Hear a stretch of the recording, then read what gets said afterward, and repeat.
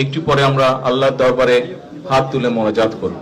আসুন আমরা হাত তুলে আজকে মোনাজাত করি শহীদ রাষ্ট্রপতি জিয়া রহমানের জন্য।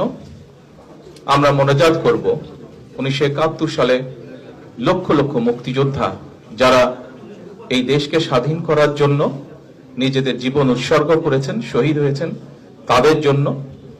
আমরা আসুন দোয়া করি বর্তমানের চলমান যে আন্দোলন, গণতন্ত্র পুনরুদ্ধারের যে আন্দোলন, সে আন্দোলনে বিগত 15 বছরে যে সকল মানুষ শহীদ হয়েছেন, গুম হয়েছেন, হত্যা নির্যাতনের শিকার হয়েছেন, আমাদের বহু নেতাকর্মী, তাদের জন্য আমরা দোয়া করব। যারা বেঁচে আছেন কিন্তু বিভিন্নভাবে অত্যাচারিত, নির্যাতিত হয়েছে, পঙ্গুত্ব বরণ করেছেন, তাদের সুস্থতার জন্য দোয়া করব।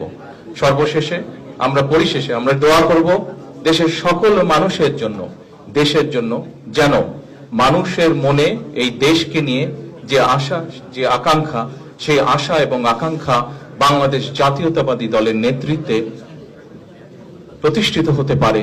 সেই রহমত চেয়ে আমরা আল্লাহর কাছে দোয়া চাই।